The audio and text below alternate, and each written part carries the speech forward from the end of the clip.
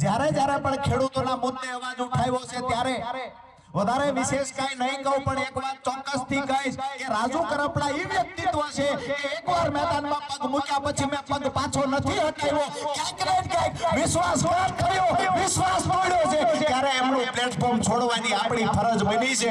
બાકી અમે બેલાની દીવાલ હટાવીને બીજા દિવસ ભાગી જનારા લોકો નહોતા દોસ્તો. આજે અમે કહ્યું કોણ બેલું હટાવે છે, અહીંયા અમે માર્ગ ખુલ્લો કરીને જઈએ છીએ અને બીજા દિવસ એ જ ગામમાંથી અમુક લોકો આવીને કે અમે બેલા મૂકી દેવી છે, ધારાસભ્ય તાકાત હોય તો બેલું હટી જોવે. ત્યાર પછી વિસાવદર ગામમાં ધારાસભ્યએ પ્રવેશ નથી કર્યો. આટલા ડરપોક અને ભાગેડું અમે લોકો નથી મિત્રો. જે લોકો ડરપોકની વાતો કરે છે એને કહીએ છીએ કે રાજુ કરપડા ભૂતકાળમાં પણ જેલમાં ગયેલો છે, ખેડૂતો માટે અગાઉ પણ જેલમાં ગયો છું, આ વખતે પણ ખેડૂતો માટે જેલમાં ગયો. જેટલી વખત જવું પડે એટલી વખત જેલમાં જવાની તાકાત રાજુ કરપડામાં છે, પણ મારો ખેડૂત એક દી જેલમાં જાય રાજુ કરપડાને બહાતી વાત નહોતી. કે ઘણા બધા પાર્ટી છોડ્યા પછી ખેડૂત નેતાઓની વાતો કરે છે. પાર્ટી આમ આદમી પાર્ટી છોડી એટલે ખેડૂતો સાથે વિશ્વાસઘાત થઈ ગયો અને ખેડૂતો માટે પૂરું થઈ ગયું, હવે લડશે નહીં. એમને એક બીજી ચેલેન્જ પણ કરીએ, જો એમને સ્વીકારવી હોય તો આપણે 8 દિવસની મુદત આપીએ છીએ. શું લીધું તું?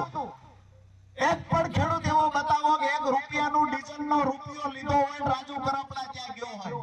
પાર્ટી એવું બતાવે કે 1 પણ રૂપિયો રાજુ કરપડા નામે ડીઝલનો આપ્યો હોય. અરે આજ દિવસ સુધી કાળા નાણાં નથી વાપર્યા. મારો બાપ અને મારો ભાઈ પરસેવાની કમાણી કરે છે ને, આમાંથી રાજુ કરપડાએ ખેડૂતો પાછળ પૈસા વાપર્યા, એના પર દાગ લગાવવાનું કામ શા માટે કરો છો?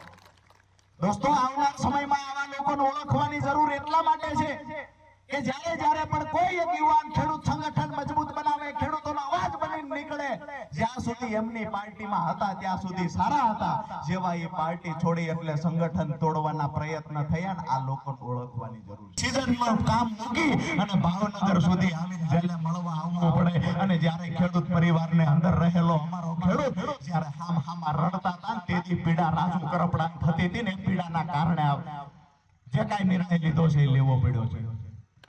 મિત્રો, ઘણા બધાને એવું થતું હોય છે મિત્રો, અમુક તો કોમેન્ટો કરતા હોય છે, સોશિયલ મીડિયાના માધ્યમથી પોતાના વિચારો રજૂ કરતા હોય છે. આ મિત્રોને કહીએ છીએ કે એક વખત પરિવારને છૂટો મૂકી પરિવારથી દૂર 1 અઠવાડિયા માટે જેલમાં તો જાઓ, તમને અમારા ખેડૂતોની પીડા સમજાશે. કરદા પ્રથા નાબૂદ કરવા માટેની લડાઈ લડ્યા, ક્યાંક ને ક્યાંક પરિણામ મળ્યું. સિંચાઈના પાણી મુદ્દે આ વિસ્તારમાં લડાઈ લડ્યા, ક્યાંક ને ક્યાંક પરિણામ મળ્યું. જ્યારે પાક વીમા યોજના સામેની લડાઈ લડતા ક્યાંક ને ક્યાંક પરિણામ મળ્યું. અરે આ વિસ્તારમાં જ્યારે કમોસમી અતિવૃષ્ટિ વરસાદ થયો છે, ખેડૂતોને જ્યારે પાક નુકસાન થયું છે, ત્યારે એના વળતર માટેની લડાઈ લડ્યા છીએ. 2018 થી 25 સુધીમાં 5 વખત સુરેન્દ્રનગર જિલ્લાને સહાય અપાવી છે. આ કામ અમે કર્યું છે. કોઈ પણ પાર્ટીનો માણસ જ્યારે ખેડૂતો માટે લડવા નીકળે ને, એને પણ સાથ આપજો. આપણે રાજકારણ બધી જગ્યાએ નથી કરવાનું. કોઈ પણ માણસ ખેડૂત માટે બોલતો હોય, ખેડૂત માટે અવાજ ઉઠાવતો હોય, એને નિરાશ નથી કરવાનો. કોઈ પણ પાર્ટીનો કેમ નથી, આપણે એનો વિશ્વાસ વધારવાનો છે, પણ માણસને ઓળખવાની જરૂર છે. માત્ર સોશિયલ મીડિયામાં આવીને વાતો કરવી, પરિણામ સુધી કોઈ લડાઈ ન લડતા હોય, આવા લોકોને પણ ઓળખવાની જરૂર છે. 2 દિવસ પહેલા જાહેરાત કરવામાં આવી ખેડૂત બચાવો યાત્રા. મારું સ્પષ્ટ માનવું છે કે પહેલા કાર્યકર્તાનો વિશ્વાસ તો બચાવો. વિશ્વાસ બચાવો યાત્રા કાઢવાની જરૂર છે. ખેડૂત પછી બચાવજો. તમે તમારી 2-3 પેઢી યાદ કરીને એક વખત તો કહો કે આ લડાઈ તેમ લડ્યા હતા. 27/10/2025 ના રોજ હતું તે દિવસે વકીલો શા માટે પાર્ટી તરફથી નહોતા ગયા, એનો એક જવાબ આપજો. દોસ્તો, 31 તારીખે મહાપંચાયત હતી, 31 તારીખે ખેડૂતો ભેગા કરવાના હતા, એટલા માટે 27 તારીખે ખેડૂતો ન છૂટે ને એનું ષડયંત્ર થયું હતું. આજ રાજુ કરપડાએ નહોતું બોલવું છતાંય જાહેરમાં બોલવું પડે છે. આવી રાજનીતિ ક્યારેય માર નથી કરવાની. મને બિલકુલ પોસાતી વાત નથી કે મારા ખેડૂતનો દીકરો 1 મિનિટ માટે જેલમાં રહે. જે અપેક્ષાઓ આશાઓ હતી એ પ્રમાણે કામ થવામાં ક્યાંક ને ક્યાંક ખેડૂતો નિરાશ થયા. એક આગેવાન તરીકે હું પણ નિરાશ થયો. આજે ઘણા બધા એવી વાતો કરે કે રાજુભાઈ કરપડા ખેડૂતોને માર ખવડાવ્યો, ખેડૂતના ખંભે બંદૂક ફોડી, એ લોકોને કહીએ છીએ કે રાજુ કરપડાનો ભૂતકાળ જાણીતો જુઓ. રાત્રે 1 વાગે કોઈ ખેડૂતને આફત આવે, પછી દવાખાનું હોય તો ભલે, જીઈબી નો પીજીવીસીએલ નો પ્રશ્ન હોય તો પણ ભલે, આફત આવે એટલે અમારા વિસ્તારના ખેડૂતના મોઢામાં પહેલું નામ હોય કે રાજુ કરપડાને ફોન કરીએ. અને આજે ખુશી એ વાતની છે કે જે લોકો મને મળે છે એવું કહે છે કે રાત્રે 1 વાગે ફોન કરીએ અને તમારો ફોન ઉપડી જાય છે ને એટલે તમારી ભેગા ઉભા રહીએ. આક્ષેપો જેને કરવા હોય એટલા કરે. રાજુ કરપડા બોટાદનો પ્રશ્નનું હજુ અડધું નિરાકરણ આવ્યું છે, અડધું બાકી છે. જ્યાં સુધી 100% પરિણામ નહીં મળે ને ત્યાં સુધી શાંતિથી બેસવાનો નથી. આ ખેડૂતો પર જે કેસ થયા છે એ કેસ પણ આવનાર સમયમાં મેં અગાઉ પણ કહ્યું ને આજ પણ કહું છું, તમામ ખેડૂતોની હાજરીમાં આજે વાત કરું છું કે જે ખેડૂતો પર કેસ થયા છે, અમારી ખેતીના પૈસાની કમાણીમાંથી વકીલને પૈસા ચૂકવશું. ખેડૂત પાસેથી 1 રૂપિયો નહીં લઈએ ને એની આજે ખાતરી આપું છું દોસ્તો. જ્યાં સુધી ખેડૂતો પરથી કેસ પાછો ન ખેંચાય અથવા તો ખેડૂત નિર્દોષ ન છૂટે ત્યાં સુધી જવાબદારી રાજુ કરપડાની છે. કારણ કે રાજુ કરપડાની હાકલ સાંભળીને એ લોકો આવ્યા હતા. આવનાર સમયમાં પણ આખા ગુજરાતના અને સૌરાષ્ટ્રના ખેડૂતોને વિનંતી કરીએ છીએ, તમારા નાના ભાઈ તરીકે વિનંતી કરું છું કે જ્યારે આજે બિન રાજકીય રીતે કાર્યક્રમ કર્યો નથી, કોઈ મુદ્દો અહીંયા એવો કે તમે લોકો એનાથી પીડાતા હોય, નથી એવું કોઈ પાર્ટીનો કાર્યક્રમ, નથી એક સમાજનો કાર્યક્રમ, તેમ છતાંય હજારોની સંખ્યામાં તમે લોકો અહીંયા ઉપસ્થિત છો. આનાથી મોટી ખુશીની વાત બીજી ના હોય. મારી હિંમત વધારવાનું કામ આપ લોકોએ કર્યું છે. 8 વર્ષ સુધી મેં તમારી સાથે ઊભો રહી, તમારી ખંભે હાથ મૂકીને કીધું કે કામ હોય કહેજો, તમારો ભાઈ હાજર છે. આજે જ્યારે મને બદનામ કરવાની કોશિશ થઈ ત્યારે મારા ખેડૂતોએ ખંભે હાથ મૂકીને કીધું કે રાજુ કરપડા એકલો નથી, અમે એની ભેળા ઊભા છીએ. દોસ્તો, વધારે વિશેષ કઈ વાત નથી કરવી. આને જ પ્રેમ કાયમ માટે રાખજો. આજુબાજુના તમામ ગામડામાંથી મારે નામ લેવાના રહી ગયા છે. આપ તમામને સહયોગ અને સમર્થન આપવા બદલ ખૂબ ખૂબ હૃદયથી આભાર માનું છું.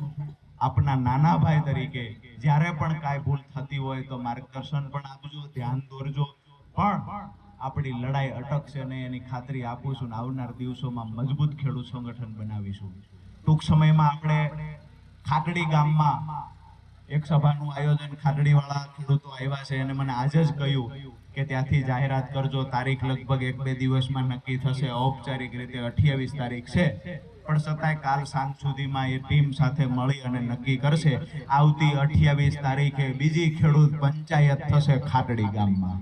ગુજરાતના ઇતિહાસમાં ટાંકી શકાય એવી એક ઐતિહાસિક સભાનું આયોજન થયું, જેમાં વિવિધ ગામના ખેડૂતો દ્વારા ભંડોળ ભેગું કરી, ફાળો ઉઘરાવી, ક્યાંક ને ક્યાંક કરિયાણું ભેગું કરવામાં આવ્યું. કોઈએ મંડપની વ્યવસ્થા કરી, કોઈએ ખુરશીઓની વ્યવસ્થા કરી, કોઈએ માઇકની વ્યવસ્થા કરી.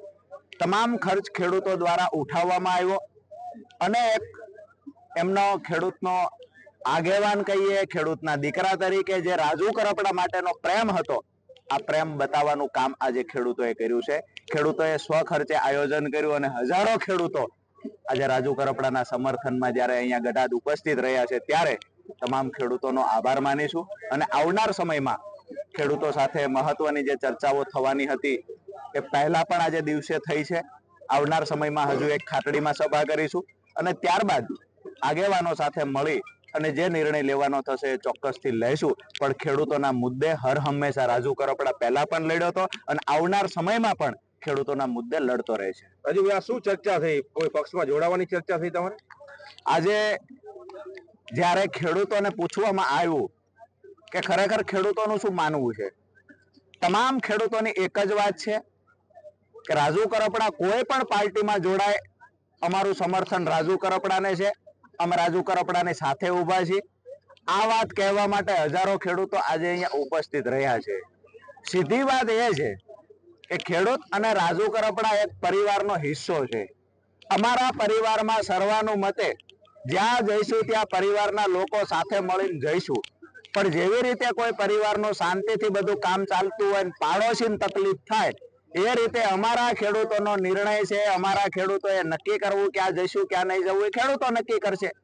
અમારા ખેડૂતોને કોઈ વાંધો નથી નિર્ણયથી, પણ સુરત બેઠેલા, અમદાવાદ બેઠેલા અમુક લોકોને જે ક્યાંક ને ક્યાંક પગાર પર બેઠા છે, ક્યાંક ને ક્યાંક કોઈના ભરોસે અથવા તો ક્યાંક ને ક્યાંક ખોટા ખેડૂત નેતાના ટેગ લગાવી અને નેતાગીરી કરી રહ્યા છે, આવા લોકોનો વાંધો છે. સીધી વાત એ છે કે આ પહેલી એક સભા છે. આવનાર સમયમાં આવી અનેક સભાઓ થશે જ્યાં હજારોની સંખ્યામાં ખેડૂતો રાજુ કરપડાને સમર્થન આપવા ઉપસ્થિત રહેશે. આ તમામ સભાનું આયોજન ખેડૂતો સ્વખર્ચે કરશે. શું કહેશો? પ્રવીણ કાલથી યાત્રા ચાલુ કરે છે ગુજરાતભરમાં.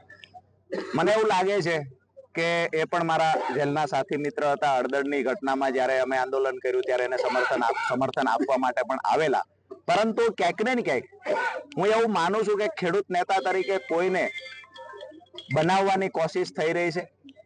પણ માનીએ કે બાલ મંદિરમાંથી ગ્રેજ્યુએશન પૂરું થાય ત્યાં સુધી સારો અભ્યાસ કરે અને જે ખરેખર ડિગ્રી પ્રાપ્ત કરવી છે ત્યાં સુધી હું ઈચ્છું કે પ્રવીણભાઈ પણ પહોંચે, બીજા કોઈ નેતા પણ પહોંચે. પણ હાલની સ્થિતિ એવી છે કે ખેડૂત નેતા બનવું અથવા ખેડૂતો માટે કઈ લડાઈ લડવી તો એમાં પૂર્ણ અભ્યાસ કરવો જોઈએ. 2-4 મહિના 5 મહિનાના અભ્યાસથી ખેડૂત નેતા બની શકાતું નથી. જાતે કોઈ ટેગ લગાવે ખેડૂત નેતાનો તો એવી રીતે લાગી શકતો નથી. ખેડૂતો માટે હર હંમેશ કામ કરવું પડે ને ત્યારે ખેડૂતોના દિલમાં જગ્યા મળે અને ખેડૂતો પોતાના નેતા તરીકે સ્વીકારે. બીજી વાત છે કે આમ આદમી પાર્ટી અત્યારે કિસાન બચાવો યાત્રા કાઢી છે, પણ હું એવું માનું છું કે કાર્યકર્તાનો વિશ્વાસ બચાવો યાત્રા આમ આદમી પાર્ટીએ કાઢવી જોઈએ. અત્યારે કિસાન સભા જે આયોજન કર્યું હતું ગઢાત ગામમાં, એ રાજુભાઈની આ તમે જોઈ શકો છો કે આ કેટલી પબ્લિક છે. આ 2000 માણસો ભેગા થયા છે અને પોતા ખેડૂતનો સ્વયં બી ખર્ચો છે. ગઢાત ગામનો પણ આ ખર્ચો છે એક.